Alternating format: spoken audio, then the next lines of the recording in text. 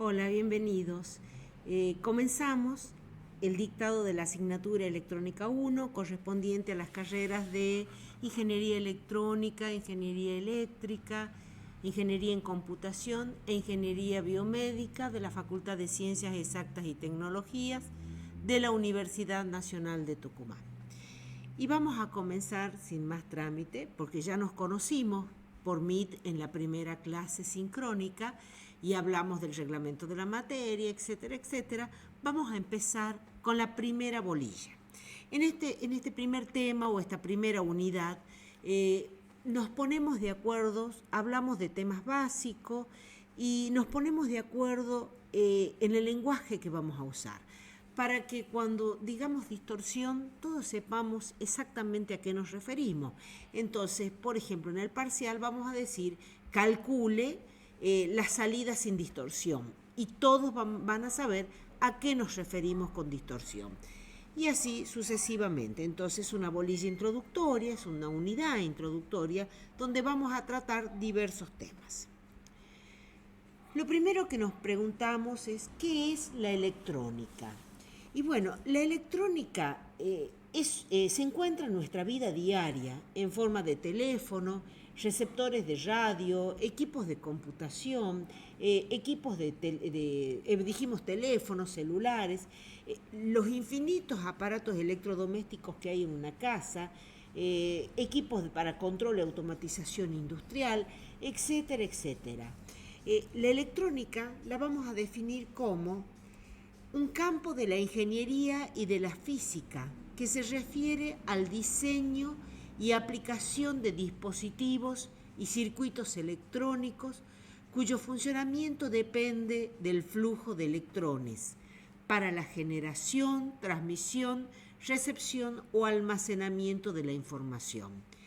Esta información puede consistir en voz, puede ser música, como por ejemplo lo es en un receptor de radio, en una imagen, ¿sí? Puede ser datos de una computadora, puede ser por ejemplo la temperatura de una caldera o la temperatura de un acuario de peces, o podría ser de pronto la presión de una caldera o la presión de algo.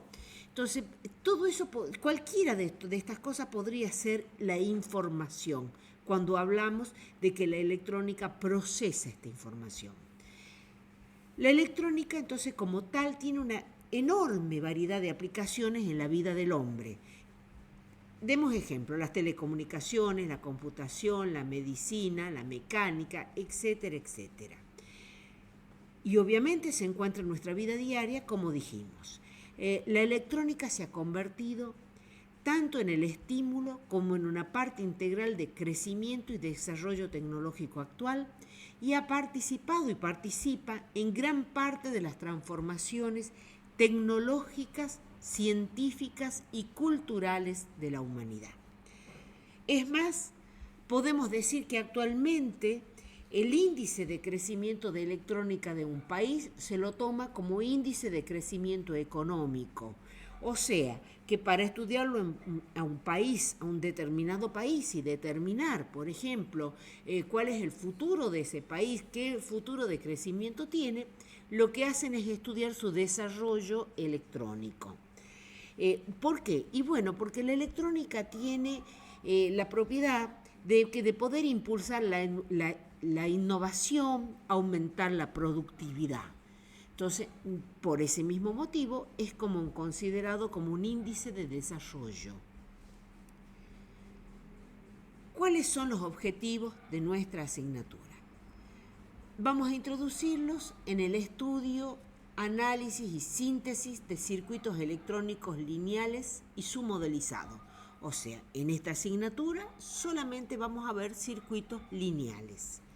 Ya vamos a entender qué significa circuitos y equipos lineales.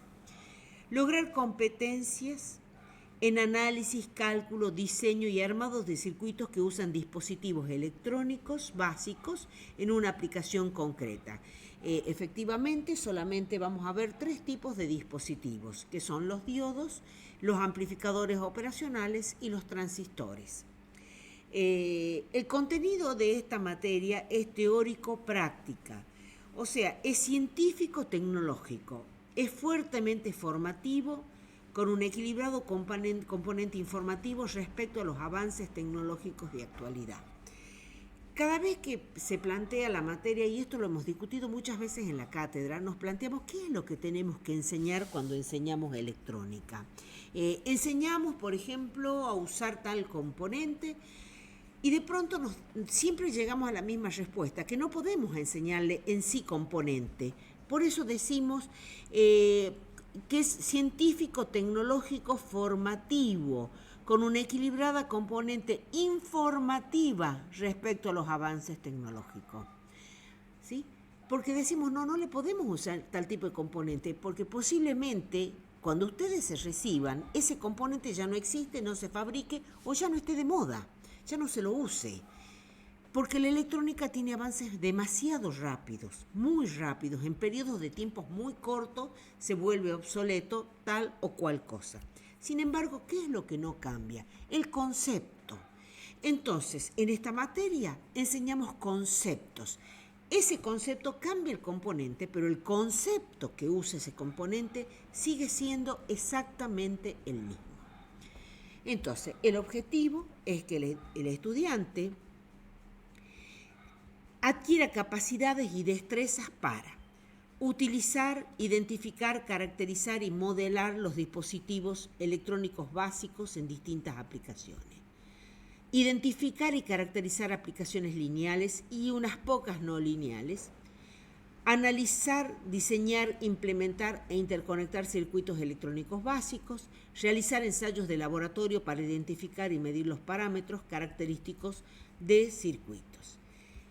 Podemos decir que al final de esta asignatura, y eso lo hemos hablado cuando hemos hablado de la posibilidad de que se pueda promover, van a estar en condiciones de analizar, ensayar, simular, calcular, diseñar y armar un sistema electrónico analógico de complejidad media.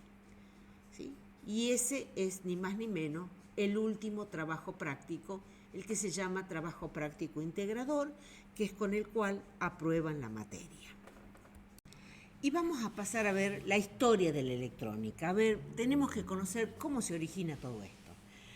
Pues bien, la historia de la electrónica, como la de muchas otras ciencias, está marcada por pequeños y grandes descubrimientos.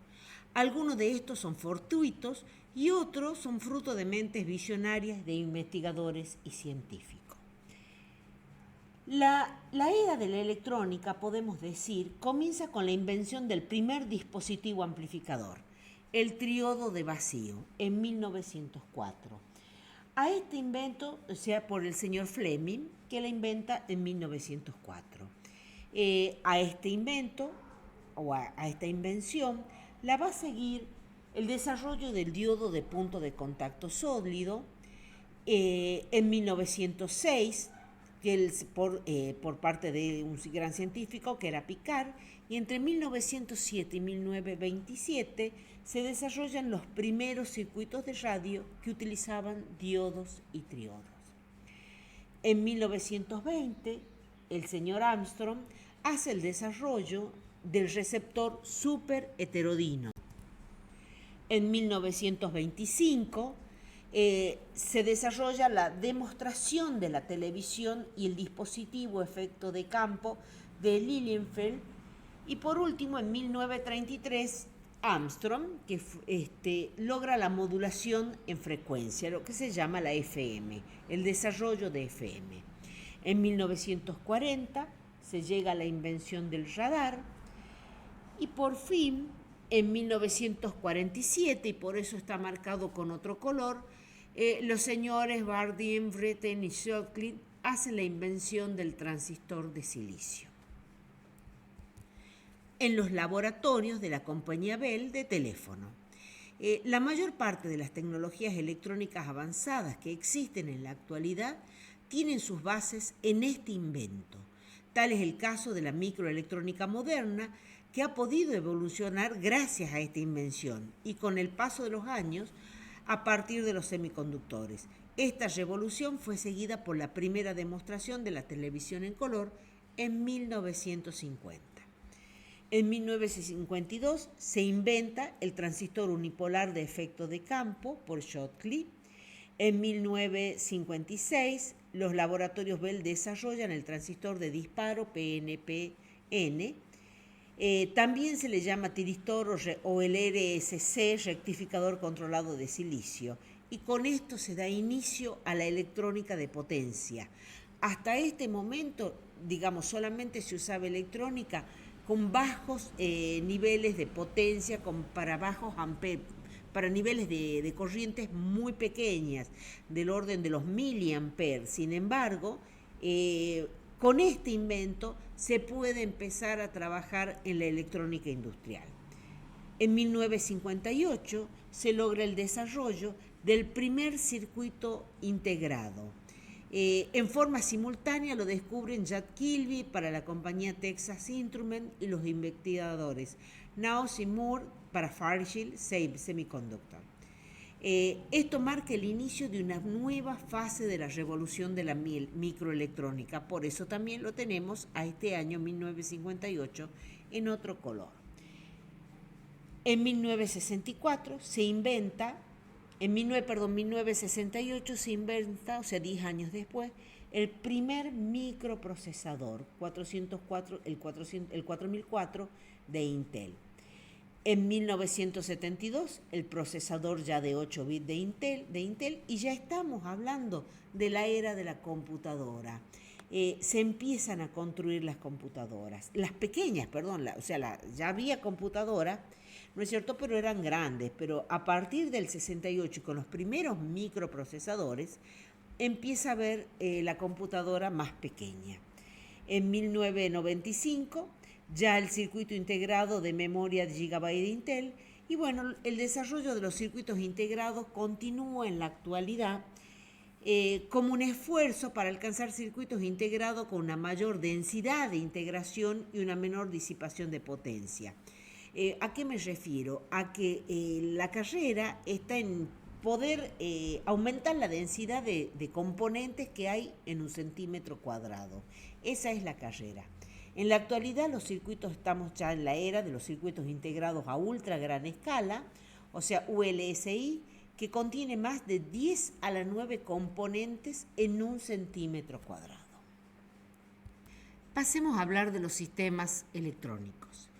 Un sistema electrónico es un conjunto o un arreglo de dispositivos electrónicos, dispositivos y componentes electrónicos que tienen un conjunto definido de entradas y salida.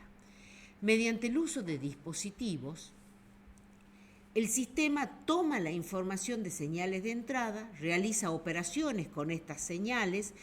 Recuerden que dijimos que estas señales podían ser voz, música, datos, o sea, la señal esa podría tener distintos orígenes. Entonces, mediante el uso de estos dispositivos, el sistema va a tomar la información, que son las señales de entrada, realiza operaciones con estas señales y luego produce una señal de salida. O salidas, porque podría tener más de una salida. De acuerdo con el tipo de aplicación, los sistemas electrónicos podrían clasificarse, por ejemplo, de comunicaciones, de electromedicina, de instrumentación, informáticos, de control, etcétera, etcétera. Pero, ¿qué tienen en común todas estas categorías? Que en todos los casos, el manejo incluye la recopilación y procesamiento de las señales que traen la información o que llevan la información, o recopilación y procesamiento de la información. Por tanto, la función principal de muchos sistemas electrónicos es extraer, almacenar, transportar o procesar la información de una señal. Veamos ejemplos de los sistemas electrónicos. Por ejemplo, un sistema de audio, ¿sí? Los sistemas proporcionan energía a un dispositivo de salida, que pueden ser los altavoces o parlantes, para producir un nivel de sonido deseado. ¿sí? Ahí tenemos el ejemplo de un sistema electrónico. Este esquema responde en realidad a un sistema de una radio, ¿sí? Radio AM, FM, entonces ingresa la señal por la antena, esta señal es trabajada en este sistema electrónico y se la reproduce o su salida es un altavoz o parlante. Otro ejemplo, por ejemplo, de un sistema es un sistema de procesamiento automático de un satélite de comunicaciones. Es un sistema de control que utiliza la información extraída de varias fuentes para controlar los pequeños motores de un cohete que mantiene al satélite en la posición y orientación adecuada. La electromedicina, por ejemplo, es otro gran ejemplo. Los marcapasos utilizan la información extraída de las señales eléctricas producidas por el corazón para determinar cuándo se deberá aplicar el estímulo en forma de un pequeño pulso eléctrico para asegurar el latido y la frecuencia adecuada. Aunque la potencia de salida de un marcapaso es muy pequeña, es importante considerar la eficiencia de estos circuitos, ¿no es cierto?, para asegurar que tenga una larga vida esa batería. Ustedes saben que para cambiar la batería al paciente se lo opera, entonces no es cuestión de operarlo cada 3 meses para cambiarle la batería. Entonces, aquí se trabaja con muy baja potencia, pero necesitamos que el rendimiento de esa batería sea alta. Algunos otros ejemplos son las UPS. Entonces, algunos sistemas electrónicos se concentran en generar potencia de las señales en vez en su información. Por ejemplo, se podría disponer de un sistema que suministre corriente alterna a una computadora, aunque cuando fallase la fuente de alimentación de corriente alterna. ¿De qué estamos hablando? De las UPS. Entonces, insisto, todos estos sistemas van a tomar la entrada desde un sensor, la van a procesar a la información y va a producir una salida adecuada al excitador de salida, que se llama actuador. Veamos, por ejemplo, un ejemplo que tenemos acá es un diagrama en bloque de un sistema electrónico simple de una radio, que era el sistema que vemos puesto. La señal ingresa por antena, ingresa y cada uno de estos bloques, ¿sí?, son subsistemas electrónicos que cumplen una función. Lo importante es que la señal ingresa en antena, se ingresa una señal modulada, con pero muy pequeño, o sea, del orden de los microvoltios y de los microvatios, y acá tenemos una señal de salida que es perfectamente audible. Cada uno de estos subsistemas electrónicos tiene una función específica, es la manera que se diseña para que esto pueda ser modular, entonces cada uno cumple con su propio objetivo para lograr que el objetivo del conjunto sea tener una señal inteligible.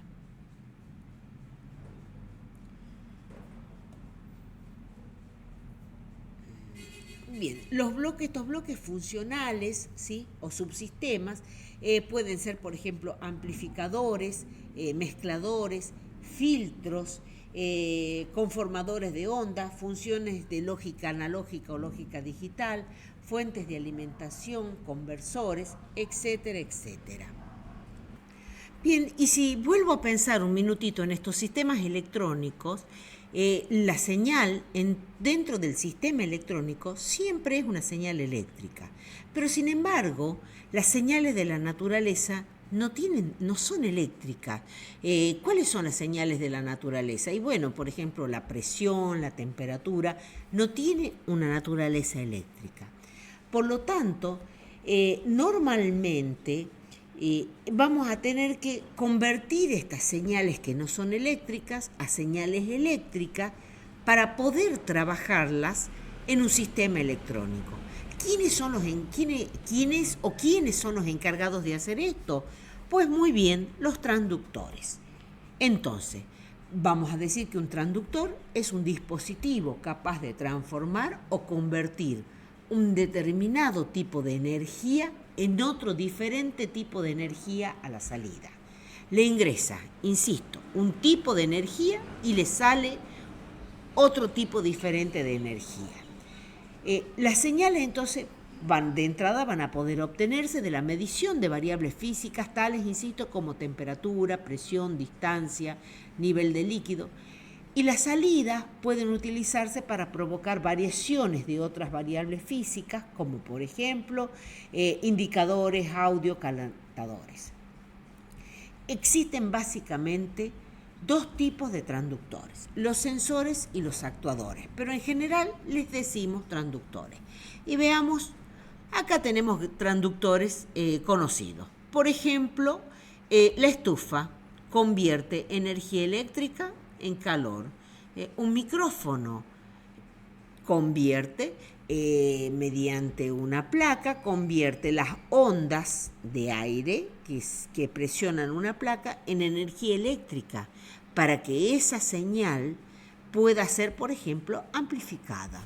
Un ventilador va a convertir una energía eléctrica en una energía cinética, pensemos, ya que se está moviendo el ventilador, y este a su vez va a generar una energía eólica.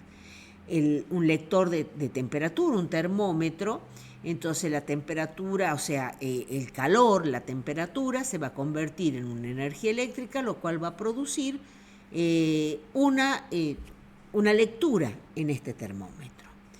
Entonces, le decimos sensores, dijimos que a los transductores de entrada, que van a servir para captar variables externas de entrada no eléctrica y van a entregar y la van a convertir en una señal eléctrica. Mientras que actuadores se les llaman a los transductores de salida, que se utilizan para controlar variables externas de salida. Ejemplo de transductor, el parlante. Lo excita energía eléctrica y lo transforma en una energía de sonido en sonido. Vamos a ver ahora las señales eléctricas. Vamos a ponernos de acuerdo en cuanto en el lenguaje a lo que son señales eléctricas. Entonces decimos que una señal eléctrica es una magnitud eléctrica cuyo valor o cantidad varía en el tiempo. Y acá tenemos el gráfico de una señal eléctrica. Acá tengo voltios, por ejemplo, podría ser amper perfectamente en función del tiempo, y esta señal eléctrica tiene esta forma. No necesariamente tiene que ser un seno o un coseno. Las magnitudes constantes son casos particulares de señal eléctrica, o sea, lo que llamamos continua, cuando la magnitud de la señal eléctrica es constante, ya sea tensión o corriente. El contenido de información de la señal se representa entonces como los cambios en su magnitud a medida que avanza el tiempo. Es decir, la información se incluye en alteraciones de la magnitud o de la forma que tiene esta señal. En general, es difícil caracterizar matemáticamente formas de aspecto arbitrario, o sea, matemáticamente es difícil escribir la ecuación, por ejemplo, de la señal que tenemos ahí dibujada en pantalla. Vamos a clasificar las señales en señales constantes y señales variables. A su vez, las constantes ya dijimos que son las señales de continua. A su vez, las señales variables las vamos a clasificar en periódicas y no periódicas. Las no periódicas son las que son muy difíciles de representar matemáticamente. Por otro lado, estas señales variables también se pueden clasificar en analógicas y digitales. Veamos ahora un ejemplo de esto. Por ejemplo, en el gráfico que tenemos en pantalla, con azul tenemos una señal constante, o sea, una señal de continua, mientras que en rojo tenemos una señal variante o variable. Por otro lado, en este caso en azul tenemos en el segundo gráfico una señal periódica. En este caso su periodo es de 5 segundos. Vamos a ver ahora qué es un espectro de frecuencia. Y bueno, una caracterización muy útil de una señal y de cualquier función que varíe en forma arbitraria con el tiempo se hace desde el punto de vista de su espectro de frecuencia. Esta es una forma de describir la señal mediante las herramientas matemáticas de las series y la transformada de Fourier. O sea, usa la serie y la transformada de Fourier para lograr la descripción matemática de la señal. Esta transformada logra pasar una señal del dominio del tiempo al dominio de la frecuencia. expresando la señal como la suma de infinitas señales senoidales de diferentes frecuencias y amplitudes. Para entender esto que estamos explicando, veamos un ejemplo. Entonces, insistimos, toda señal eléctrica puede ser representada como la variación de la onda en el tiempo, o sea, en el dominio del tiempo, o con su espectro de frecuencia, que sería la representación en el dominio de la frecuencia. Veamos un ejemplo para entenderlo un poquito mejor. Acá tengo una señal periódica, es una señal cosenoidal, la amplitud es 1 voltio, su frecuencia es de 2 kHz. Si la dibujo en el dominio del tiempo, acá tenemos que la amplitud es 1 voltio, ¿sí? Su frecuencia es de 0,500 mili, el periodo es de 0,500 mili, o sea que su frecuencia va a ser 2 kHz. Pero esta señal acá está representada en el dominio del tiempo. Si la expreso en el dominio de la frecuencia, con lo cual digo su espectro, voy a ver, ¿no es cierto?, que la señal tiene la amplitud de 1 voltio a 2 kHz. Entonces, en el eje de las X tengo frecuencia. En este primer caso, en el eje de las X era tiempo. Aquí es voltio y acá también en ambos gráficos el eje de las Y es voltio. Por ejemplo, una señal cuadrada. Una señal cuadrada no se la puede representar matemáticamente con una señal senoidal, es una señal periódica.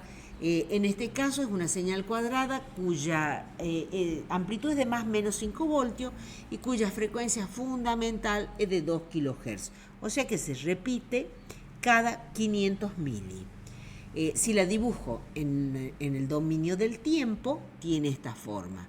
Matemáticamente la podría llegar a representar mediante la serie de Fourier, donde, como decíamos anteriormente, se va a constituir como la suma de infinitos componentes de frecuencias múltiples de la frecuencia fundamental. A esta se le llama la fundamental. A esta se la llama la segunda armónica, tercera armónica, cuarta armónica, quinta y así hasta el infinito. Si la dibujo, o sea, si dibujo su espectro de frecuencia, veo que tiene un componente de continua, ¿sí?, a frecuencia 0, que vale 2,5 voltios. Y veamos acá, en el dominio del tiempo veo que el valor medio es 2,5, o sea que es real. 2,5 voltios la continua, luego tengo la componente fundamental que es de 2 kilovoltios y tiene una amplitud de un poquito mayor que 3 voltios, será 3,2 por ejemplo. Luego tiene otra componente, segunda armónica no existe, o sea la segunda sería 2 veces la fundamental, o sea 4 kilos, no existe. Existe una tercera armónica, o sea 3 por 2, 6. Entonces la tercera armónica está a 6 kHz y tiene una amplitud un poquito más que 1 voltio. No existe cuarta armónica, pero sí existe quinta armónica, 5 por 2, 10. Está a 10 kHz y tiene una amplitud, no sé, voy a decir 0,7 voltios. No existe la armónica, entonces podría decir en forma general que no existen armónicas pares, sí existen las armónicas impares, tercera, quinta, séptima, novena y así hasta el infinito, donde además yo puedo observar que siempre, y esto lo vamos a ver reiteradamente, que siempre las armónicas de mayor valor son las de menor amplitud.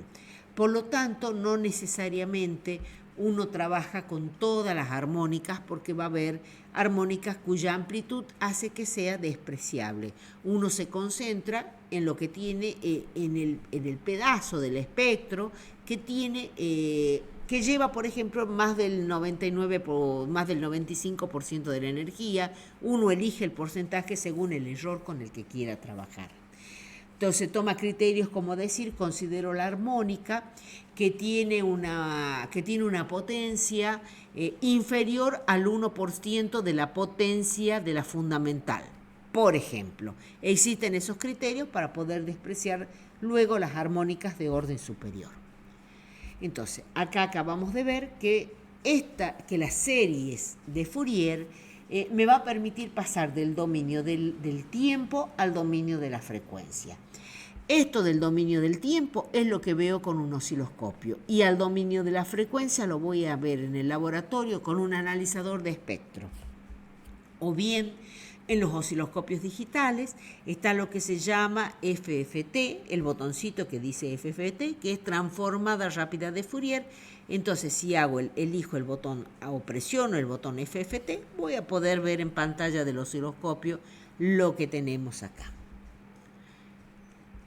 Vamos a ver tipos de señales eléctricas. Y bueno, las señales eléctricas las podemos dividir en analógicas y digitales.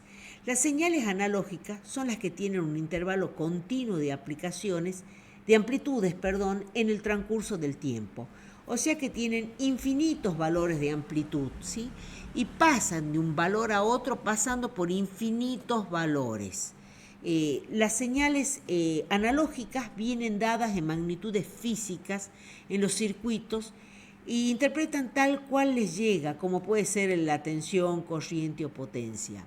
Tenemos que decir que la naturaleza es analógica, o sea que las señales que brinda la naturaleza, todas son analógicas. Señales como temperatura, presión, etcétera, etcétera, siempre son señales analógicas.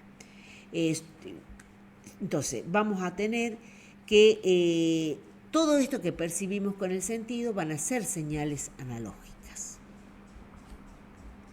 Por otro lado, las señales digitales, hemos dicho, van a tomar un número, son señales que toman un número discreto de valores, o sea, son señales que tienen pocos valores de amplitudes. Al revés de lo que dijimos de la analógica, que puede tomar infinitos valores. No significa que el valor es infinito voltio, sino que las analógicas. Lo que estoy diciendo es que esta señal para pasar de 2 a 3 puede pasar por infinitos puntos. Pasó por 2,00001, 2,00002, 2,00003. ¿Sí? Por infinitos puntos para ir desde 2 voltios hasta 3 voltios. Eso es lo que estoy diciendo. Mientras que las señales digitales van a tomar pocos valores discretos. Un caso específico son las binarias, que toman solamente 2 valores, el valor 0, y digo 0 entre comillas, o el 1, también entre comillas, llamado 0 lógico y 1 lógico. Veamos un ejemplo. Señal digital. Acá tenemos una señal digital de 8 valores, o sea, la señal digital solamente puede tomar el valor 1 voltio, 2 voltios, 3 voltios, 4, 5, 6, 7, 8 voltios. ¿Sí? Esta es una señal de 8 valores, las hay de 16, de 32, de 64, de 128. Todo depende del nivel de complejidad del sistema con el que se esté trabajando. Y también tenemos las señales digitales binarias, que son las señales que toman solamente ceros y 1. El 0 lógico y el 1 no lógico no son necesariamente 0 voltio y 1 voltio, sino que, por ejemplo, dependen del tipo, del tipo de tecnología con la que esté trabajando. Por ejemplo, en este caso, el 0 corresponde a menos 5 voltios y el 1 a más 5 voltios. Lo mismo pasa con las señales digitales. Yo, para hacerlo fácil, a este le puse 1, 2, 3 y le puse voltios. Pero estos niveles no necesariamente corresponden a 8 voltios. Podría ser que, según la lógica, esto sea 5 voltios y se haya dividido los 5 voltios en 8 partes iguales. ¿Estamos? Veamos qué es el ruido. Bueno, el ruido es una señal no deseada que se suma a la señal útil. El ruido no contiene información. El ruido es aleatorio, es incontrolable y se debe, acá tengo un dibujito, entonces tengo la señal verde, es la señal que quiero transmitir y a la que se le sumó este ruido, ¿sí? Veamos, lo estoy tratando de explicar al ruido. Hay toda una serie de teorías del ruido y de cómo se maneja el ruido. Yo estoy intentando de explicarlo de manera intuitiva. El ruido se debe a múltiples causas. a los componentes, o sea, todo ocasiona ruido. Los componentes electrónicos introducen ruido, los amplificadores, el ruido térmico de los resistores, a las interferencias de señales externas, etcétera, etcétera. Hay ruidos atmosféricos, en fin, hay infinitas causas internas y externas que generan este ruido eléctrico. Entonces, reiteramos, el ruido es una señal que no es útil, que ensucia la señal, o sea, no lo quiero al ruido, pero no tengo manera de controlarla. Entonces, es aleatoria, no tiene información. Insistimos, se origina por causas internas y externas.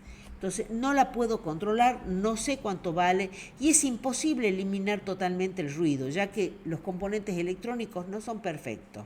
Los aspectos más importantes a tener en cuenta, las ventajas e inconvenientes de la electrónica analógica y digital, es justamente que con respecto al ruido, que los valores de las señales analógicas se transmiten en valores reales y es mucho más frecuente que el ruido afecte más a los circuitos analógicos que a los circuitos digitales. La perturbación de las señales digitales es menos frecuente, ya que la variación de la señal es mucho menos significativa para que se aprecie. Por ello decimos que el ruido afecta más a los circuitos analógicos que a los digitales. Pasado en limpio, o sea, a esta señal, fíjense en de ruido, yo puedo seguir distinguiendo lo que es nivel alto y lo que es nivel bajo. Pero si esta fuese una señal analógica, estaría absolutamente distorsionada la señal. O sea, a esta señal con ruido yo la puedo llegar a reconstituir y, insisto, recuperar lo que es nivel alto y nivel bajo. Y estamos ya hablando de nuevo de lo que es analógico versus digital.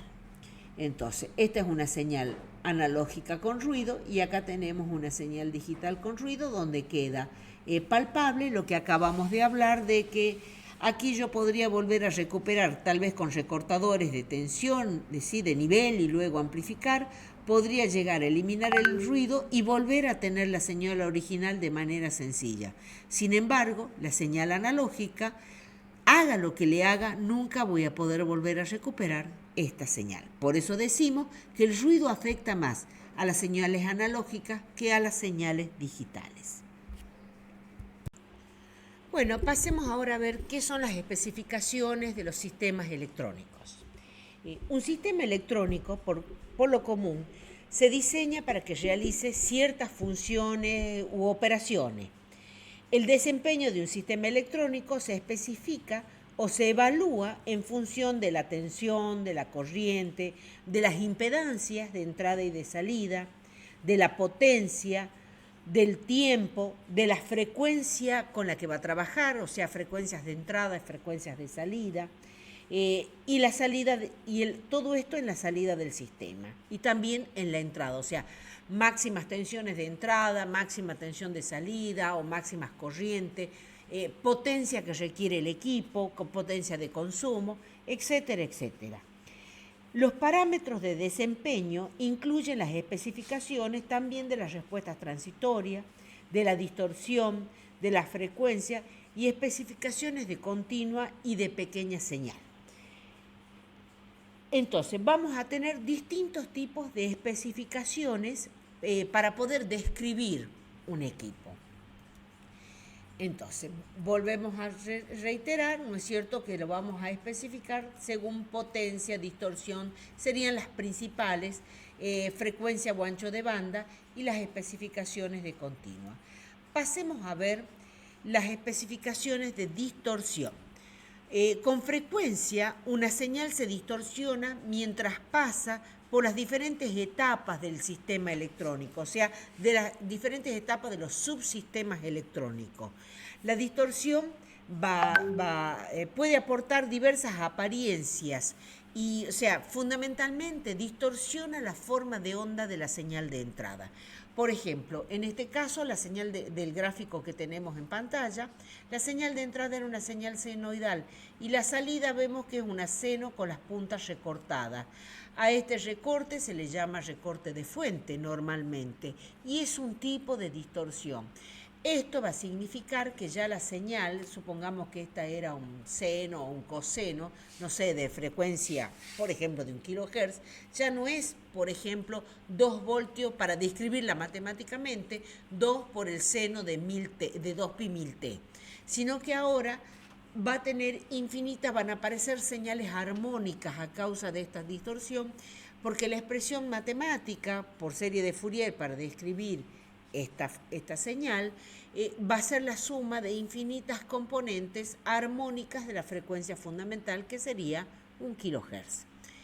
Entonces, en este caso es un tipo de distorsión. Hay muchos tipos de distorsiones. Esta es una distorsión muy común que la vamos a ver, y es una de las distorsiones con las cuales más vamos a tener que trabajar para que no ocurra. O sea, recuerden, la distorsión es algo que no queremos. Por ejemplo, los equipos de audio traen una especificación de distorsión. Siempre la señal va a tender a distorsionar. Entonces, los equipos, por ejemplo, de audio de alta calidad, dicen distorsiones inferiores al 1%. Un equipo casero podría tener distorsiones del orden de entre el 7 y el 10%. Acá tenemos en el gráfico otra distorsión. Esta es la distorsión llamada distorsión de cruce por cero, y es la distorsión típica de los amplificadores clase B. Y por último tenemos una distorsión, ¿no es cierto?, que aquí ya se perdió absolutamente la forma de la onda, la forma de la señal, y esta señal ya es inteligible, o sea, esta señal, o sea, la distorsionó tanto que ya esta señal no sirve.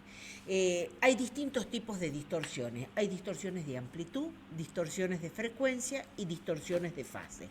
Pero la distorsión no es un tema de estudio de esta manera, de esta materia, pero son las tres principales distorsiones que ocurren.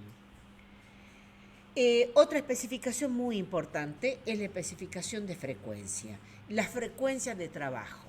El dispositivo tiene que estar preparado y sus componentes haber sido seleccionados para poder trabajar con la frecuencia de la señal que se va valga la redundancia, a trabajar.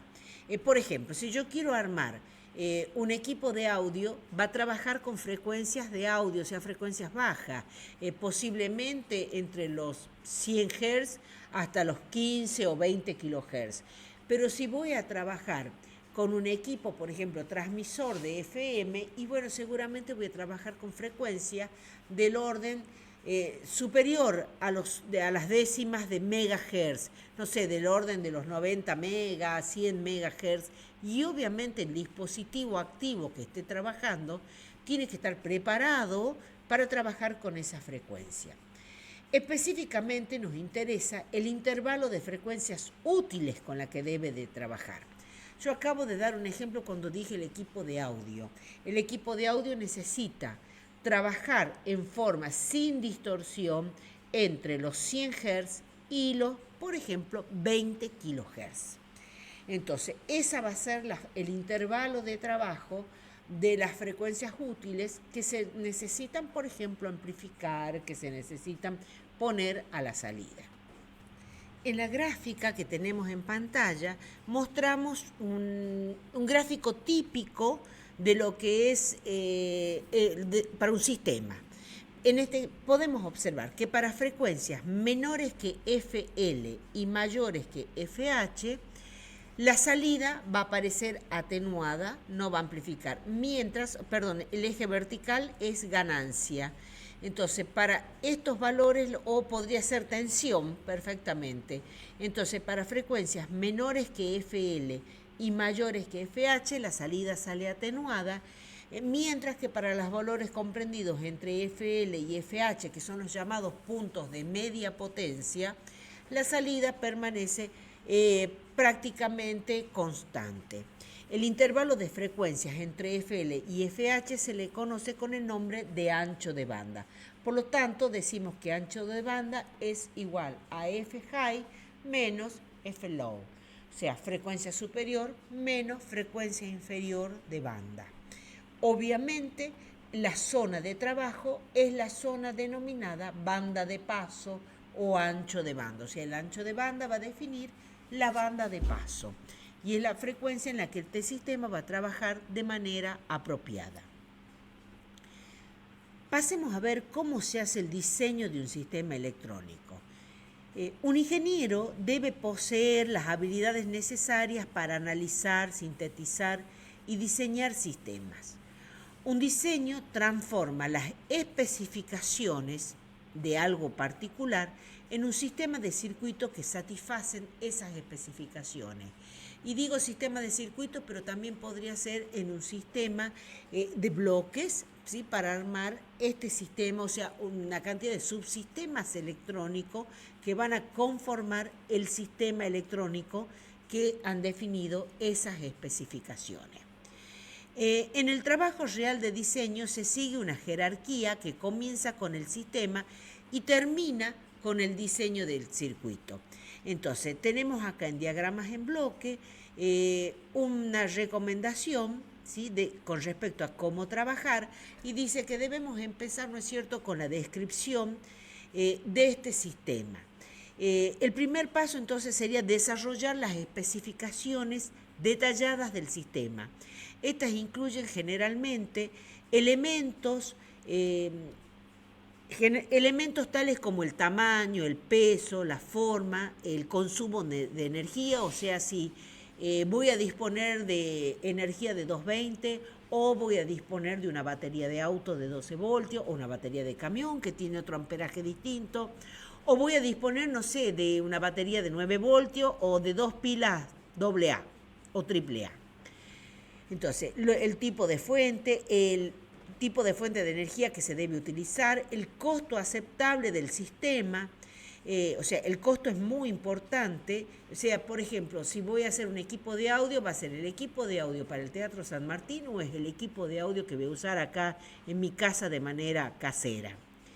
Si es un sistema de comunicaciones, por ejemplo, sería preciso conocer si el tipo de señales serán transmitidas, el ancho de banda total necesario o va a ser una señal digital, etcétera, etcétera. Entonces, con eso nos hablamos con que tenemos que empezar por la descripción del sistema para ir a las especificaciones. Una vez que tenemos las especificaciones, tenemos que empezar a generar la generación de planteos y soluciones particulares.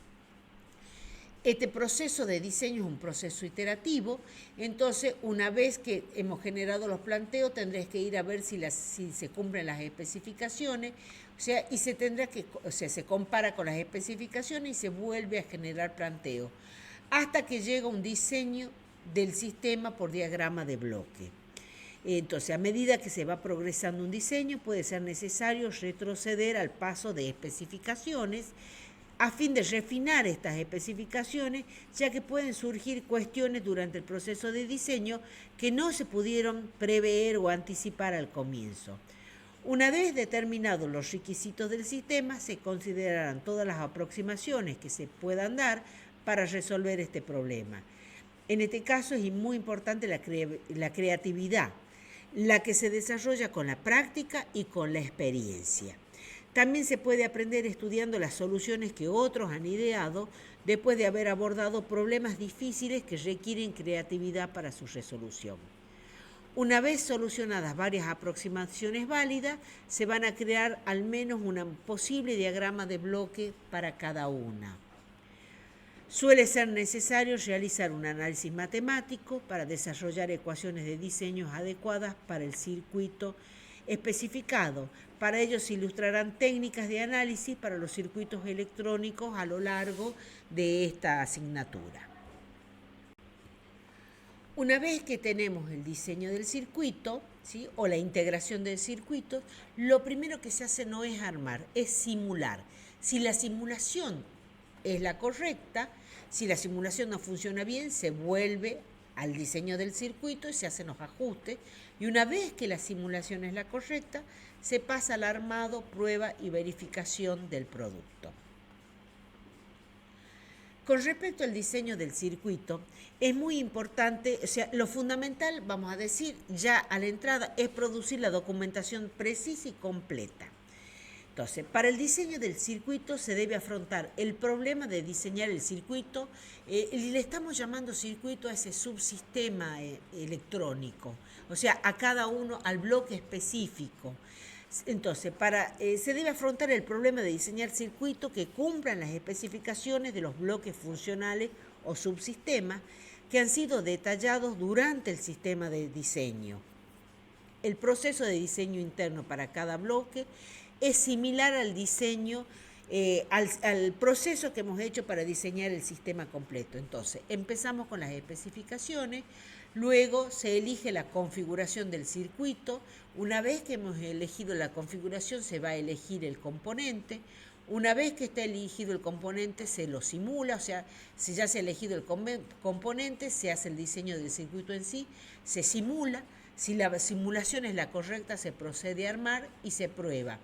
Una vez que se puede realizar la prueba con el prototipo, se vuelve a las especificaciones del circuito para ver si cumple la especificación del circuito, y si no las cumple, o sea, se verifica que la elección haya sido la adecuada. En este proceso, insisto, entonces tenemos, lo más importante es producir la documentación, que debe contener diagramas del circuito, o sea, diagramas de circuitos particulares y generales. También es importante documentar los diseños mecánicos que complementen esto, tener la lista de componentes y los procedimientos de pruebas que se han realizado, pruebas o ensayos que se han realizado a este equipo. La documentación hemos dicho que es fundamental, insisto, es muy importante la documentación. La documentación típica consta de diagramas del circuito, hemos dicho diseños mecánicos, listas de componentes, procedimientos de pruebas, registros de formas de onda, a medida o en varios puntos del circuito, explicaciones del funcionamiento del circuito y diagrama de cableado.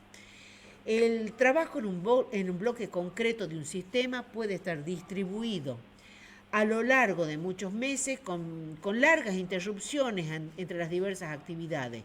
Y como la memoria humana no es lo suficientemente larga o grande para garantizar un progreso eficaz, es necesario guardar toda esta información en un formato escrito o susceptible de ser leído, de manera que esté disponible para las demás personas que trabajen en este sistema en concreto. Por último, acá les dejo otro diagrama en bloque, ¿no es cierto?, que también, que es la manera, ¿no es cierto?, de hacer diseño de circuitos, es otra manera de plantear, no es otra, es la misma, pero es otra manera de graficar cómo es el proceso de diseño de circuitos en particulares, y que es la misma manera que se hace el diseño de un sistema electrónico. Entonces, se empieza por identificar, generar, refinar, analizar, decidir, implantar y se vuelve a identificar. Este proceso, ¿no es cierto?, puede tener cualquier sentido, o sea, en cualquiera de los dos sentidos, y se repite tantas veces como sea necesario hasta lograr el circuito o el equipo solicitado. Bien, por último, les dejo la bibliografía que se ha usado en este caso, ¿sí? Circuitos microelectrónicos, dispositivos electrónicos y circuitos microelectrónicos de McGraw-Hill, Rashid, Floyd y Cedra. Muchas gracias, hasta la próxima clase. En la gráfica que tenemos en pantalla mostramos un gráfico típico de lo que es para un sistema.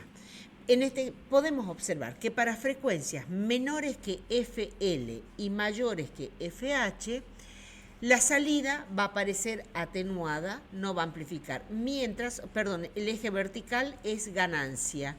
Entonces, para estos valores, o podría ser tensión perfectamente. Entonces, para frecuencias menores que FL y mayores que FH, la salida sale atenuada, mientras que para los valores comprendidos entre FL y FH, que son los llamados puntos de media potencia, la salida permanece prácticamente constante.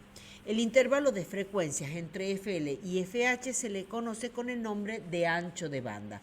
Por lo tanto, decimos que ancho de banda es igual a F high menos F low, o sea, frecuencia superior menos frecuencia inferior de banda. Obviamente, la zona de trabajo es la zona denominada banda de paso o ancho de banda. O sea, el ancho de banda va a definir la banda de paso y es la frecuencia en la que este sistema va a trabajar de manera apropiada. Pasemos a ver cómo se hace el diseño de un sistema electrónico.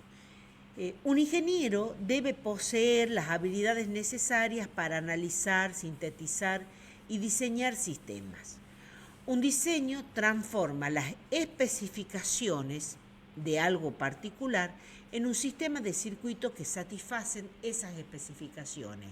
Y digo sistema de circuitos, pero también podría ser en un sistema de bloques, ¿sí? Para armar este sistema, o sea, una cantidad de subsistemas electrónicos que van a conformar el sistema electrónico que han definido esas especificaciones. En el trabajo real de diseño se sigue una jerarquía que comienza con el sistema y termina con el diseño del circuito. Entonces, tenemos acá en diagramas en bloque una recomendación, ¿sí? Con respecto a cómo trabajar, y dice que debemos empezar, ¿no es cierto?, con la descripción de este sistema. El primer paso entonces sería desarrollar las especificaciones detalladas del sistema. Estas incluyen generalmente elementos tales como el tamaño, el peso, la forma, el consumo de energía, o sea, si voy a disponer de energía de 220 o voy a disponer de una batería de auto de 12 voltios o una batería de camión que tiene otro amperaje distinto, o voy a disponer, no sé, de una batería de 9 voltios o de 2 pilas AA o AAA. Entonces, el tipo de fuente, el tipo de fuente de energía que se debe utilizar, el costo aceptable del sistema, o sea, el costo es muy importante. O sea, por ejemplo, si voy a hacer un equipo de audio, ¿va a ser el equipo de audio para el Teatro San Martín o es el equipo de audio que voy a usar acá en mi casa de manera casera? Si es un sistema de comunicaciones, por ejemplo, sería preciso conocer si el tipo de señales serán transmitidas, el ancho de banda total necesario o va a ser una señal digital, etcétera, etcétera. Entonces, con eso nos hablamos con que tenemos que empezar por la descripción del sistema para ir a las especificaciones. Una vez que tenemos las especificaciones, tenemos que empezar a generar la generación de planteos y soluciones particulares. Este proceso de diseño es un proceso iterativo, entonces una vez que hemos generado los planteos tendrás que ir a ver si se cumplen las especificaciones, o sea, y se compara con las especificaciones y se vuelve a generar planteos, hasta que llega un diseño del sistema por diagrama de bloque. Entonces, a medida que se va progresando un diseño, puede ser necesario retroceder al paso de especificaciones a fin de refinar estas especificaciones, ya que pueden surgir cuestiones durante el proceso de diseño que no se pudieron prever o anticipar al comienzo. Una vez determinados los requisitos del sistema, se considerarán todas las aproximaciones que se puedan dar para resolver este problema. En este caso es muy importante la creatividad, la que se desarrolla con la práctica y con la experiencia. También se puede aprender estudiando las soluciones que otros han ideado después de haber abordado problemas difíciles que requieren creatividad para su resolución. Una vez solucionadas varias aproximaciones válidas, se van a crear al menos un posible diagrama de bloque para cada una. Suele ser necesario realizar un análisis matemático para desarrollar ecuaciones de diseño adecuadas para el circuito especificado. Para ello se ilustrarán técnicas de análisis para los circuitos electrónicos a lo largo de esta asignatura. Una vez que tenemos el diseño del circuito, ¿sí?, o la integración del circuito, lo primero que se hace no es armar, es simular. Si la simulación es la correcta, si la simulación no funciona bien, se vuelve al diseño del circuito y se hacen los ajustes. Y una vez que la simulación es la correcta, se pasa al armado, prueba y verificación del producto. Con respecto al diseño del circuito, es muy importante, o sea, lo fundamental, vamos a decir, ya a la entrada, es producir la documentación precisa y completa. Entonces, para el diseño del circuito se debe afrontar el problema de diseñar el circuito, y le estamos llamando circuito a ese subsistema electrónico, o sea, a cada uno, al bloque específico. Entonces, se debe afrontar el problema de diseñar circuitos que cumplan las especificaciones de los bloques funcionales o subsistemas que han sido detallados durante el sistema de diseño. El proceso de diseño interno para cada bloque es similar al diseño, al proceso que hemos hecho para diseñar el sistema completo. Entonces, empezamos con las especificaciones, luego se elige la configuración del circuito. Una vez que hemos elegido la configuración, se va a elegir el componente. Una vez que está elegido el componente, se lo simula, o sea, si ya se ha elegido el componente, se hace el diseño del circuito en sí, se simula. Si la simulación es la correcta, se procede a armar y se prueba.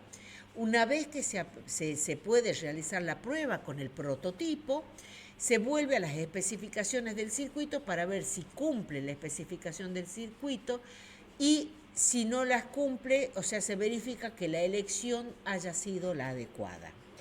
En este proceso, insisto, entonces tenemos, lo más importante es producir la documentación, que debe contener diagramas del circuito, o sea, diagramas de circuitos particulares y generales. También es importante documentar los diseños mecánicos que complementen esto, tener la lista de componentes y los procedimientos de pruebas que se han realizado, pruebas o ensayos que se han realizado a este equipo. La documentación hemos dicho que es fundamental, insisto, es muy importante la documentación. La documentación típica consta de diagramas del circuito, hemos dicho diseños mecánicos, listas de componentes, procedimientos de pruebas, registros de formas de onda, a medida o en varios puntos del circuito, explicaciones del funcionamiento del circuito y diagrama de cableado. El trabajo en un bloque concreto de un sistema puede estar distribuido a lo largo de muchos meses con largas interrupciones entre las diversas actividades. Y como la memoria humana no es lo suficientemente larga o grande para garantizar un progreso eficaz, es necesario guardar toda esta información en un formato escrito o susceptible de ser leído, de manera que esté disponible para las demás personas que trabajen en este sistema en concreto. Por último, acá les dejo otro diagrama en bloque, ¿no es cierto?, que también, que es la manera, ¿no es cierto?, de hacer diseño de circuitos, es otra manera de plantear, no es otra, es la misma, pero es otra manera de graficar cómo es el proceso de diseño de circuitos en particulares, y que es la misma manera que se hace el diseño de un sistema electrónico. Entonces, se empieza por identificar, generar, refinar, analizar, decidir, implantar y se vuelve a identificar. Este proceso, ¿no es cierto?, puede tener cualquier sentido, o sea, en cualquiera de los dos sentidos, y se repite tantas veces como sea necesario hasta lograr el circuito o el equipo solicitado. Bien, por último, les dejo la bibliografía que se ha usado en este caso, ¿sí? Circuitos microelectrónicos, dispositivos electrónicos y circuitos microelectrónicos de McGraw-Hill, Rashid, Floyd y Cedra. Muchas gracias, hasta la próxima clase. Bueno, pasemos ahora a ver qué son las especificaciones de los sistemas electrónicos. Un sistema electrónico, por lo común, se diseña para que realice ciertas funciones u operaciones. El desempeño de un sistema electrónico se especifica o se evalúa en función de la tensión, de la corriente, de las impedancias de entrada y de salida, de la potencia, del tiempo, de la frecuencia con la que va a trabajar, o sea, frecuencias de entrada y frecuencias de salida, y la salida todo esto en la salida del sistema y también en la entrada, o sea, máximas tensiones de entrada, máxima tensión de salida o máximas corrientes, potencia que requiere el equipo, potencia de consumo, etcétera, etcétera.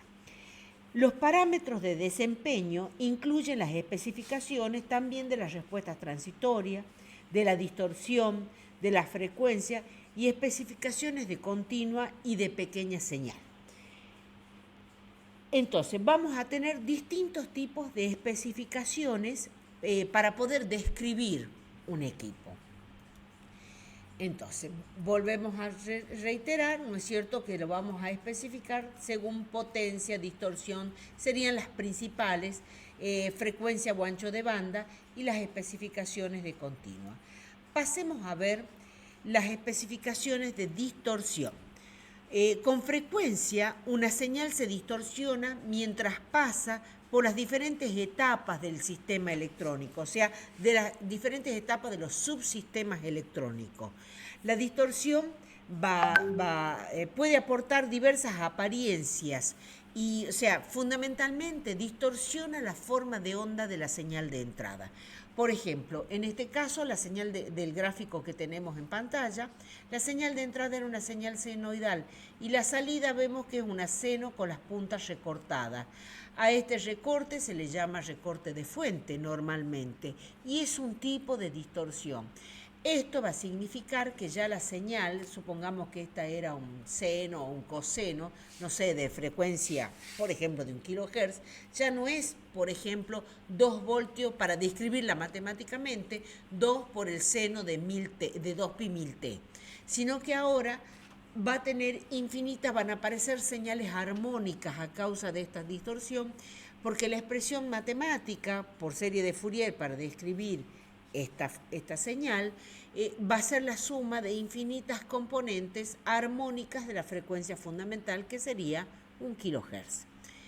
Entonces, en este caso es un tipo de distorsión. Hay muchos tipos de distorsiones. Esta es una distorsión muy común que la vamos a ver y es una de las distorsiones con las cuales más vamos a tener que trabajar para que no ocurra. O sea, recuerden, la distorsión es algo que no queremos. Por ejemplo, los equipos de audio traen una especificación de distorsión. Siempre la señal va a tender a distorsionar. Entonces, los equipos, por ejemplo, de audio de alta calidad, dicen distorsiones inferiores al 1%. Un equipo casero podría tener distorsiones del orden de entre el 7 y el 10%.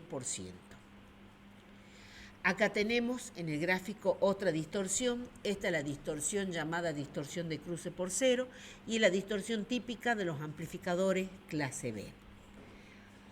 Y por último tenemos una distorsión, ¿no es cierto?, que aquí ya se perdió absolutamente la forma de la onda, la forma de la señal, y esta señal ya es inteligible, o sea, esta señal, o sea, la distorsionó tanto que ya esta señal no sirve. Hay distintos tipos de distorsiones. Hay distorsiones de amplitud, distorsiones de frecuencia y distorsiones de fase.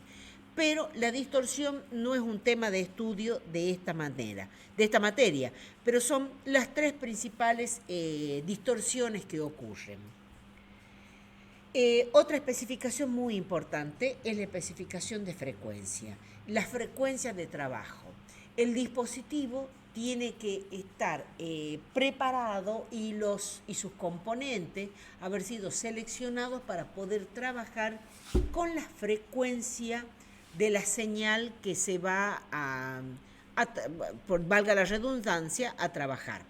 Por ejemplo, si yo quiero armar un equipo de audio, va a trabajar con frecuencias de audio, o sea, frecuencias bajas, posiblemente entre los 100 Hz hasta los 15 o 20 kHz.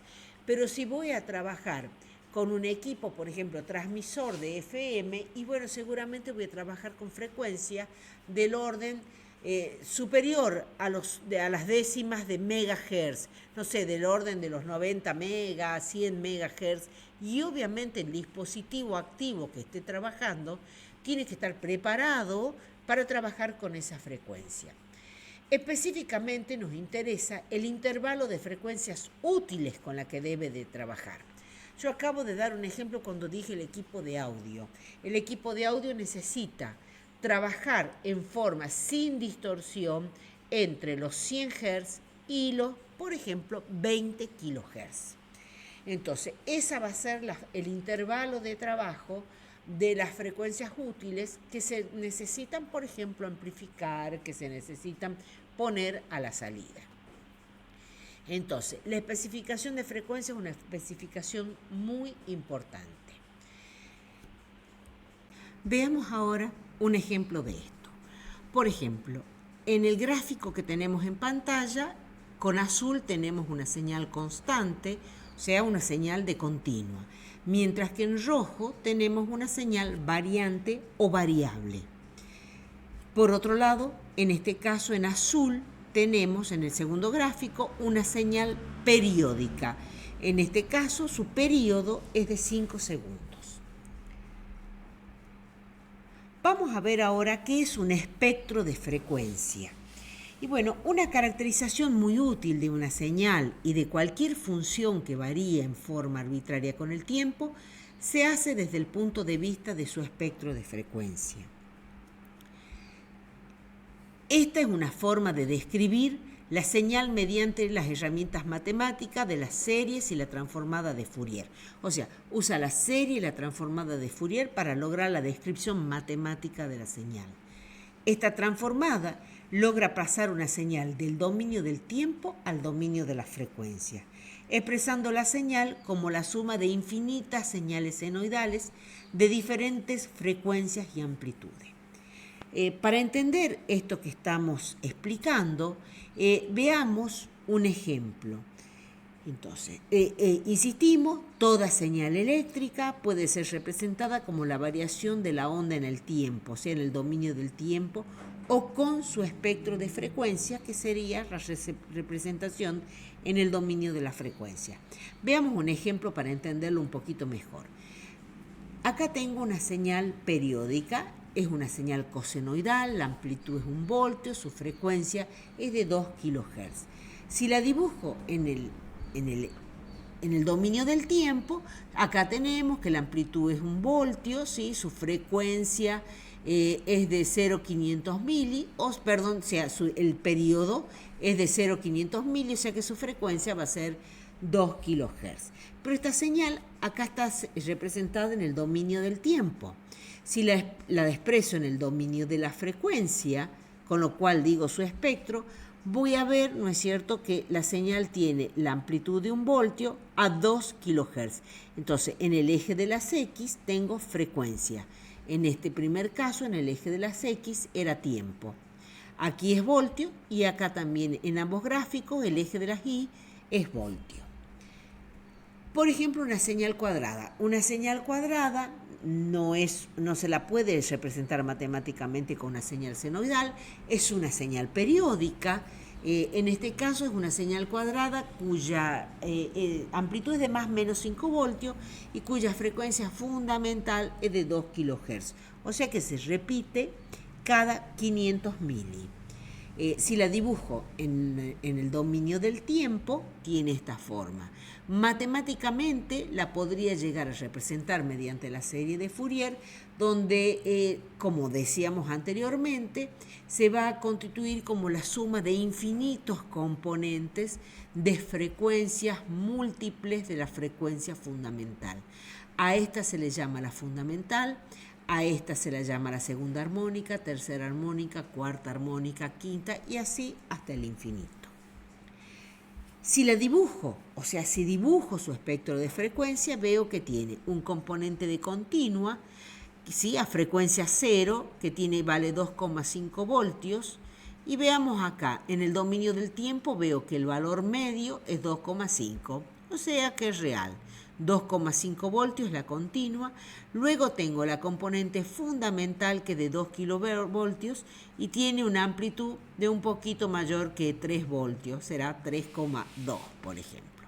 Luego tiene otra componente, segunda armónica no existe, o sea la segunda sería 2 veces la fundamental, o sea 4 kilos, no existe. Existe una tercera armónica, o sea 3 por 2, 6. Una Entonces la tercera armónica está a 6 kHz y tiene una amplitud un poquito más que 1 voltio. No existe cuarta armónica, pero sí existe quinta armónica, 5 por 2, 10. Está a 10 kHz y tiene una amplitud, no sé, voy a decir 0,7 voltios. No existe la armónica, entonces podría decir en forma general que no existen armónicas pares, sí existen las armónicas impares, tercera, quinta, séptima, novena y así hasta el infinito, donde además yo puedo observar que siempre, y esto lo vamos a ver reiteradamente, que siempre las armónicas de mayor valor son las de menor amplitud. Por lo tanto, no necesariamente uno trabaja con todas las armónicas porque va a haber armónicas cuya amplitud hace que sea despreciable. Uno se concentra en lo que tiene en el pedazo del espectro que tiene que lleva, por ejemplo, más del 99 o más del 95% de la energía. Uno elige el porcentaje según el error con el que quiera trabajar. Entonces toma criterios como decir, considero la armónica que tiene una potencia inferior al 1% de la potencia de la fundamental. Por ejemplo, existen esos criterios para poder despreciar luego las armónicas de orden superior.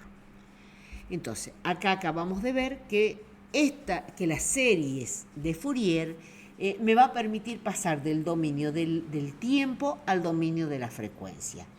Esto del dominio del tiempo es lo que veo con un osciloscopio y al dominio de la frecuencia lo voy a ver en el laboratorio con un analizador de espectro.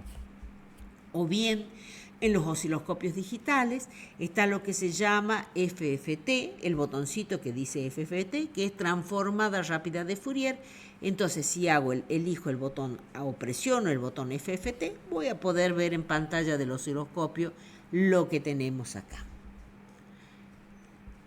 Vamos a ver tipos de señales eléctricas. Y bueno, las señales eléctricas las podemos dividir en analógicas y digitales. Las señales analógicas son las que tienen un intervalo continuo de amplitudes, en el transcurso del tiempo. O sea que tienen infinitos valores de amplitud, ¿sí? Y pasan de un valor a otro pasando por infinitos valores. Las señales analógicas vienen dadas en magnitudes físicas en los circuitos e interpretan tal cual les llega, como puede ser la tensión, corriente o potencia. Tenemos que decir que la naturaleza es analógica, o sea que las señales que brinda la naturaleza, todas son analógicas. Señales como temperatura, presión, etcétera, etcétera, siempre son señales analógicas. Entonces, vamos a tener que todo esto que percibimos con el sentido van a ser señales analógicas. Por otro lado, las señales digitales, hemos dicho, van a tomar son señales que toman un número discreto de valores, o sea, son señales que tienen pocos valores de amplitudes. Al revés de lo que dijimos de la analógica, que puede tomar infinitos valores. No significa que el valor es infinito voltio, sino que las analógicas. Lo que estoy diciendo es que esta señal para pasar de 2 a 3 puede pasar por infinitos puntos. Pasó por 2,00001, 2,00002, 2,00003. ¿Sí? Por infinitos puntos para ir desde 2 voltios hasta 3 voltios. Eso es lo que estoy diciendo. Mientras que las señales digitales van a tomar pocos valores discretos. Un caso específico son las binarias, que toman solamente 2 valores, el valor 0, y digo 0 entre comillas, o el 1, también entre comillas, llamado 0 lógico y 1 lógico. Veamos un ejemplo. Señal digital. Acá tenemos una señal digital de 8 valores, o sea, la señal digital solamente puede tomar el valor 1 voltio, 2 voltios, 3 voltios, 4, 5, 6, 7, 8 voltios. ¿Sí? Esta es una señal de 8 valores, las hay de 16, de 32, de 64, de 128. Todo depende del nivel de complejidad del sistema con el que se esté trabajando. Y también tenemos las señales digitales binarias, que son las señales que toman solamente ceros y uno. El 0 lógico y el 1 no lógico no son necesariamente 0 voltio y 1 voltio, sino que, por ejemplo, dependen del tipo, del tipo de tecnología con la que esté trabajando. Por ejemplo, en este caso, el 0 corresponde a menos 5 voltios y el 1 a más 5 voltios. Lo mismo pasa con las señales digitales. Yo, para hacerlo fácil, a este le puse 1, 2, 3 y le puse voltio. Pero estos niveles no necesariamente corresponden a 8 voltios. Podría ser que, según la lógica, esto sea 5 voltios y se haya dividido los 5 voltios en 8 partes iguales. ¿Estamos? Veamos qué es el ruido. Bueno, el ruido es una señal no deseada que se suma a la señal útil. El ruido no contiene información. El ruido es aleatorio, es incontrolable y se debe, acá tengo un dibujito, entonces tengo la señal verde, es la señal que quiero transmitir y a la que se le sumó este ruido, ¿sí?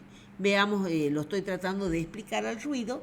Hay toda una serie de teorías del ruido y de cómo se maneja el ruido. Yo estoy intentando de explicarlo de manera intuitiva. El ruido se debe a múltiples causas. A los componentes, o sea, todo ocasiona ruido. Los componentes electrónicos introducen ruido, los amplificadores, el ruido térmico de los resistores, a las interferencias de señales externas, etcétera, etcétera. Hay ruidos atmosféricos, en fin, hay infinitas causas internas y externas que generan este ruido eléctrico. Entonces, reiteramos, el ruido es una señal que no es útil, que ensucia la señal, o sea, no lo quiero el ruido, pero no tengo manera de controlarla. Entonces, es aleatoria, no tiene información. Insistimos, se origina por causas internas y externas. Entonces, no la puedo controlar, no sé cuánto vale y es imposible eliminar totalmente el ruido, ya que los componentes electrónicos no son perfectos. Los aspectos más importantes a tener en cuenta, las ventajas e inconvenientes de la electrónica analógica y digital, es justamente que, con respecto al ruido, que los valores de las señales analógicas se transmiten en valores reales y es mucho más frecuente que el ruido afecte más a los circuitos analógicos que a los circuitos digitales.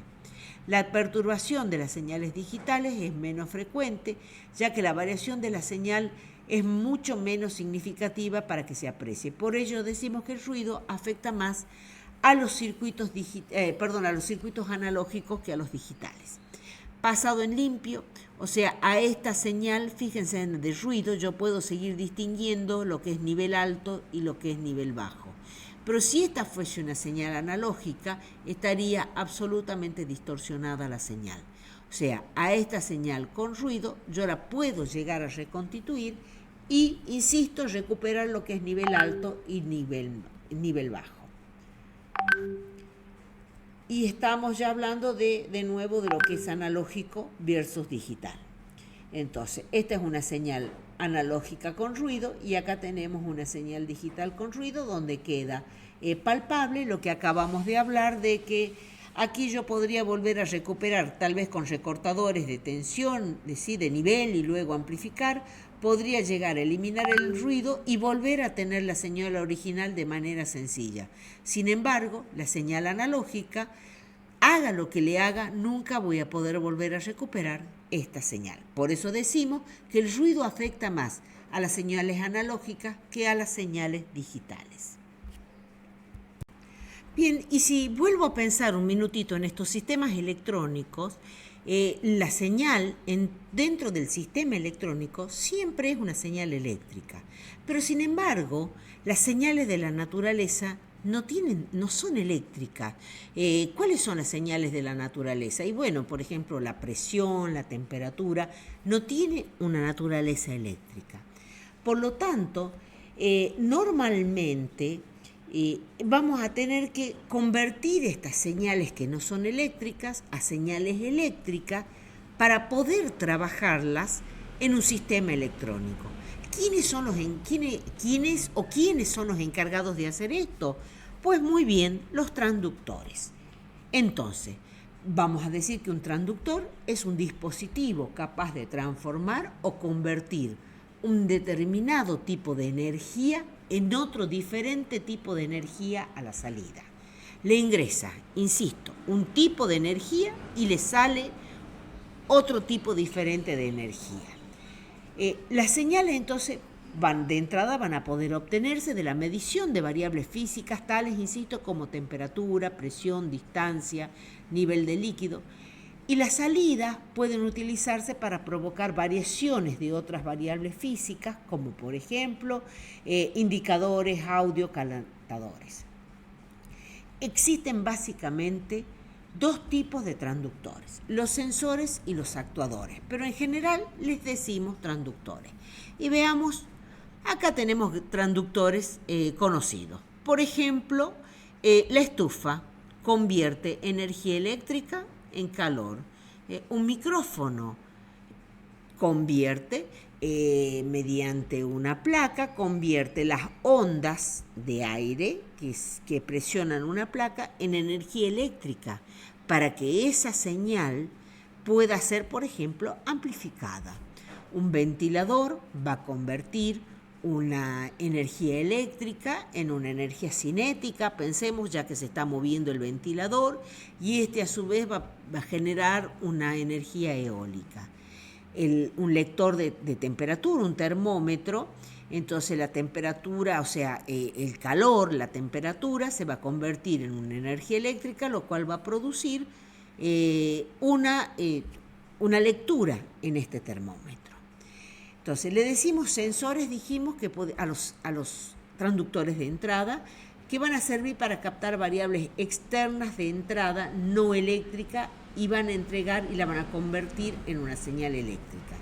Mientras que actuadores se le llaman a los transductores de salida, que se utilizan para controlar variables externas de salida. Ejemplo de transductor, el parlante. Lo excita energía eléctrica y lo transforma en una energía de sonido en sonido. Vamos a ver ahora las señales eléctricas. Vamos a ponernos de acuerdo en cuanto en el lenguaje, a lo que son señales eléctricas. Entonces decimos que una señal eléctrica es una magnitud eléctrica cuyo valor o cantidad varía en el tiempo. Y acá tenemos el gráfico de una señal eléctrica. Acá tengo voltios, por ejemplo, podría ser amper perfectamente en función del tiempo, y esta señal eléctrica tiene esta forma. No necesariamente tiene que ser un seno o un coseno. Las magnitudes constantes son casos particulares de señal eléctrica, o sea, lo que llamamos continua, cuando la magnitud de la señal eléctrica es constante, ya sea tensión o corriente.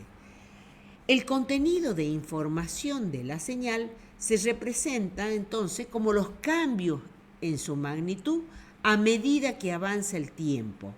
Es decir, la información se incluye en alteraciones de la magnitud o de la forma que tiene esta señal. En general, es difícil caracterizar matemáticamente formas de aspecto arbitrario, o sea, matemáticamente es difícil escribir la ecuación, por ejemplo, de la señal que tenemos ahí dibujada en pantalla. Vamos a clasificar las señales en señales constantes y señales variables. A su vez, las constantes ya dijimos que son las señales de continua. A su vez, las señales variables las vamos a clasificar en periódicas y no periódicas. Las no periódicas son las que son muy difíciles de representar matemáticamente. Por otro lado, estas señales variables también se pueden clasificar en analógicas y digitales. Pasemos a hablar de los sistemas electrónicos. Un sistema electrónico es un conjunto o un arreglo de dispositivos electrónicos, dispositivos y componentes electrónicos que tienen un conjunto definido de entradas y salida. Mediante el uso de dispositivos, El sistema toma la información de señales de entrada, realiza operaciones con estas señales.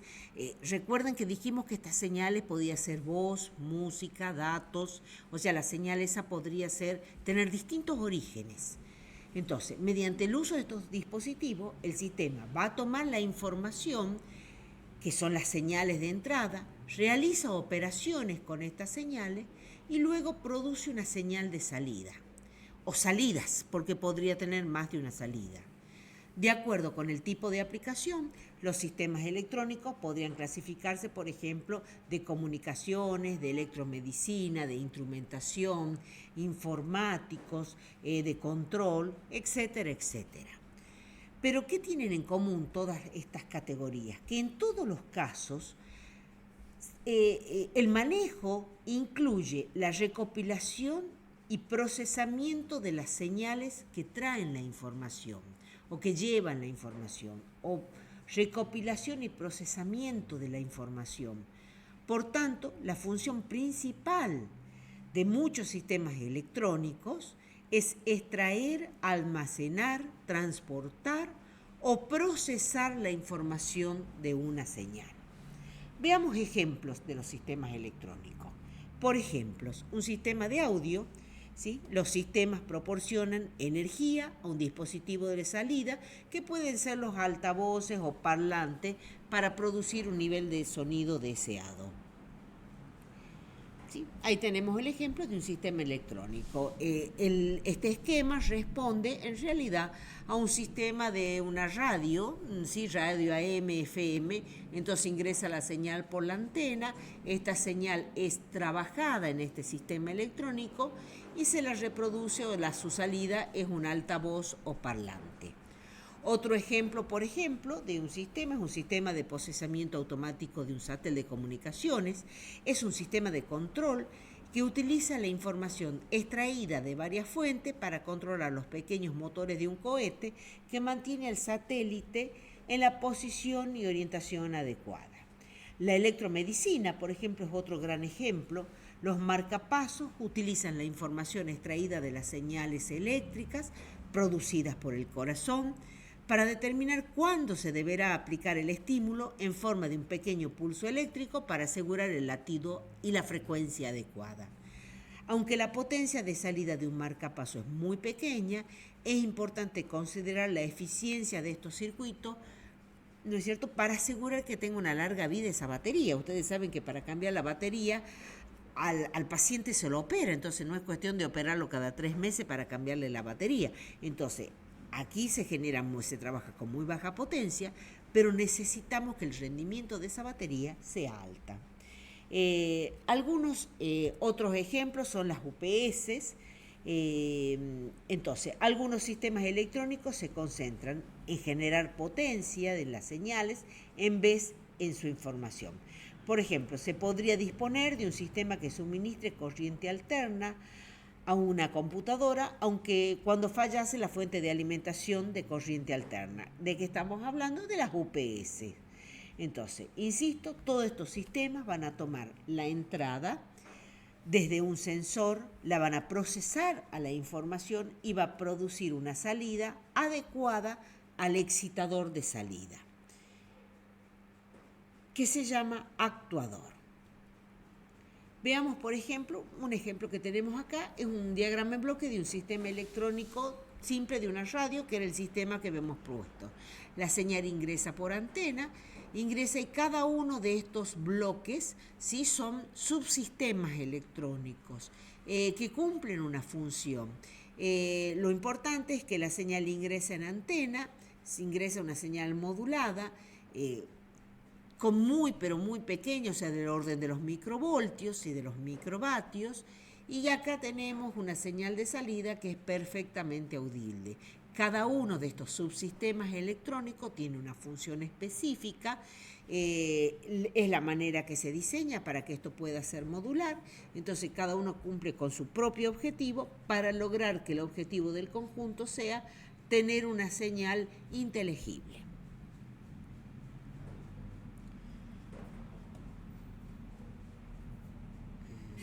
Bien, estos bloques funcionales, ¿sí? O subsistemas pueden ser, por ejemplo, amplificadores, mezcladores, filtros, conformadores de onda, funciones de lógica analógica o lógica digital, fuentes de alimentación, conversores, etcétera, etcétera.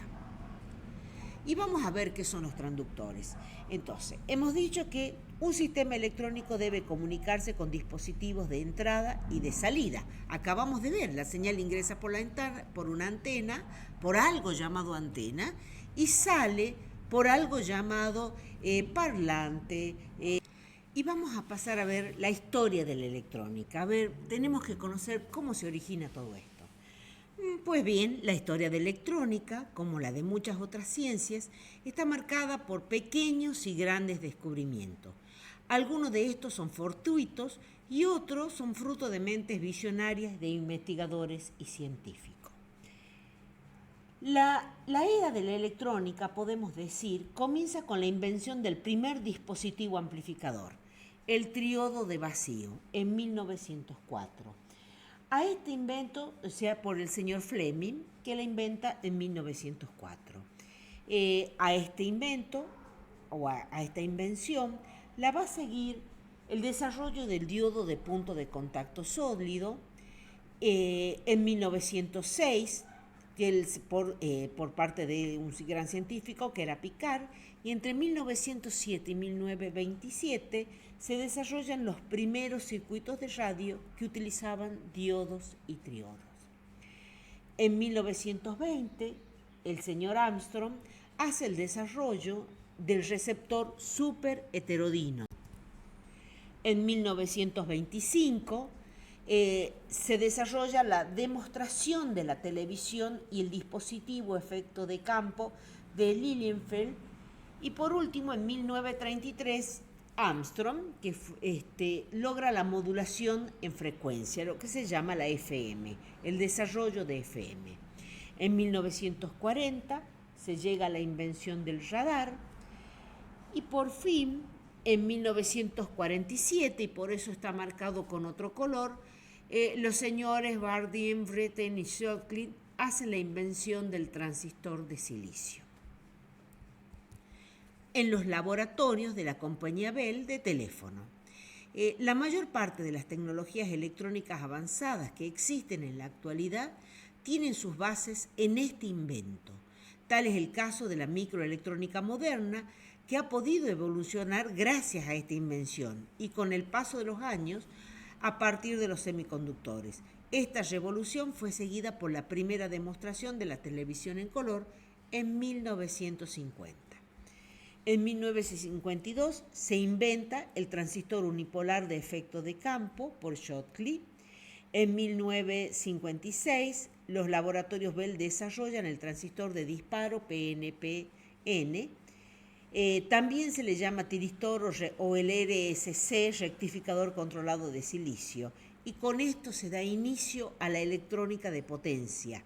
Hasta este momento, solamente se usaba electrónica con bajos niveles de potencia, para bajos amperes, para niveles de corrientes muy pequeñas, del orden de los miliamperes. Sin embargo, con este invento se puede empezar a trabajar en la electrónica industrial. En 1958 se logra el desarrollo del primer circuito integrado. En forma simultánea lo descubren Jack Kilby para la compañía Texas Instruments y los investigadores Naos y Moore para Fairchild Semiconductor. Esto marca el inicio de una nueva fase de la revolución de la microelectrónica. Por eso también lo tenemos a este año 1958 en otro color.